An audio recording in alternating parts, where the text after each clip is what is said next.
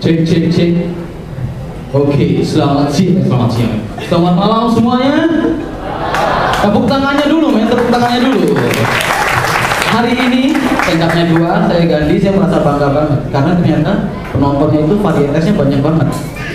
Manusia, setan, manusia. Ini belum malam Jumat, Mas. Jangan keluar dulu kalau bisa. Oke, nama saya Gandhi. Oke, nama saya Gandhi. Saya dari Bali, seperti yang tadi dibilang, saya dari STP. Siapa sini mahasiswa STP lagi? Enggak ada ya. Siap sekali. Oke, saya dari Bali. Saya hari ini mau ngobrol soal keanehan-keanehan yang ada di Bali. Karena menurut saya banyak banget keanehan yang ada di Bali. Contohnya yang pertama adalah anak muda gaul Bali. Siapa sini anak gaul Bali? Angkat tangan, jangan angkat kaki. Oke, anak muda gaul Bali. Anak muda gaul Bali itu punya gaya fashion yang unik menurut saya dibandingkan dengan daerah lain gitu kan. Kalau misalnya daerah lain biasanya kan anak Jakarta nih pakai baju distro gitu kan, baju distro bisa Aven, bisa Peter Pilang denim, atau bisa Mapet gitu. Saya Mapet, kenapa harus emaknya bed yang buat? Kenapa nggak bednya sekalian gitu? Apa kabar dengan bapaknya bed, pamannya bed? Apakah mereka nggak buat clothing juga? Oke, skip, nggak ada jawaban. Kemudian itu bukan punchline. Kemudian juga apa namanya? Pakai skinny jeans kan, biasanya pakai skinny jeans terus pakai sepatu Keds. Kalau orang Bali, anak muda gaul Bali itu beda. Mereka punya ciri khas satu. Mereka suka pakai helm kemana-mana.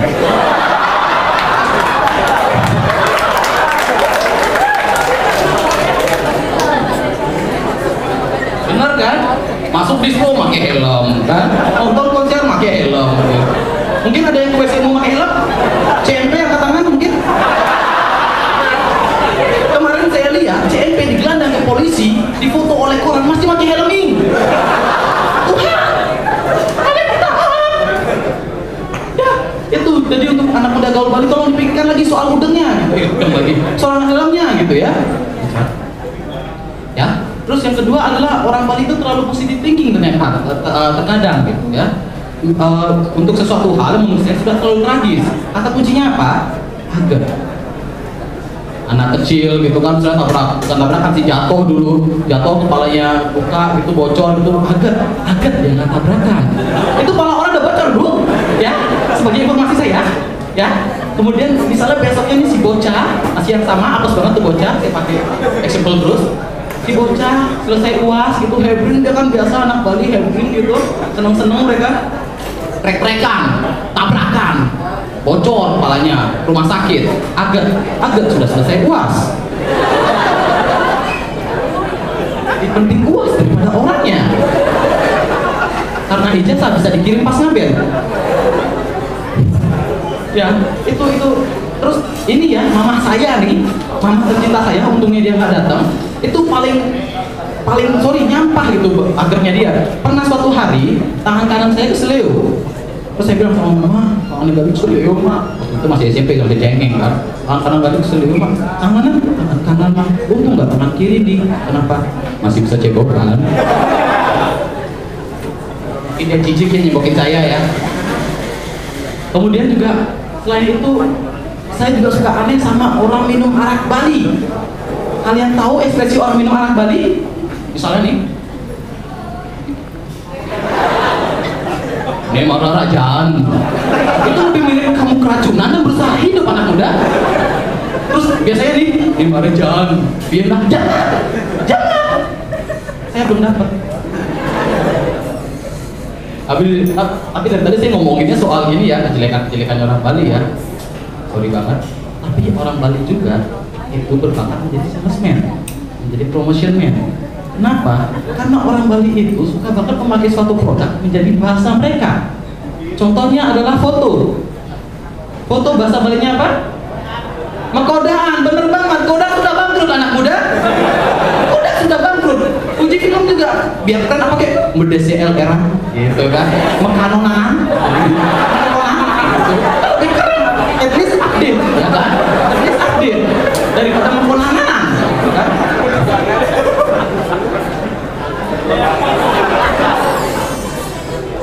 Anak komedi bikin haus men.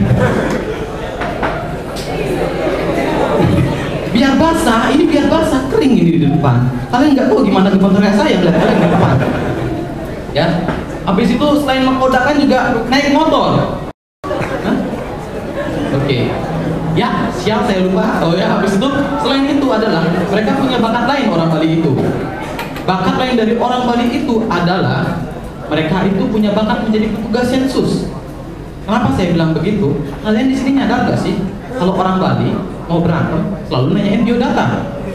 Lagi cuci.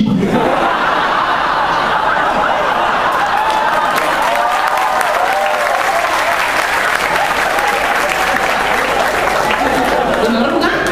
Lagi cuci ngoyong. Kalau misalnya mereka masih dalam satu lingkup daerah, nanya lanjut, anaknya Eci.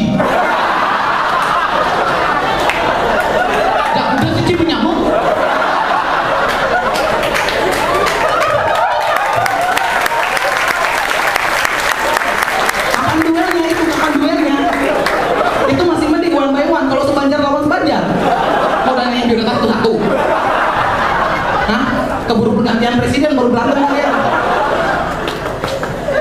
Itulah anehnya itu. Habis itu ya itu soal orang Bali. Kemudian saya mau ngomongin kemarin soal Valentine. Banyak banget orang-orang jomblo bilang Valentine itu malam satu suruh. Dan ternyata benar, saya jomblo dan harus ngisi acara. Tapi sebenarnya menurut saya orang Valentine pun itu nggak harus orang couple yang merayakan gitu. Orang jomblo juga bisa merayakannya. Contohnya apa? Kalau misalnya gitu kan couple gitu, dia suka nyanyi lagu-lagu mesra berdua gitu kan. Kalau yang jomblo bisa berusaha, jadi bisa lagunya loh. Terus biar kelihatan romantis di tempat karaoke dia gini.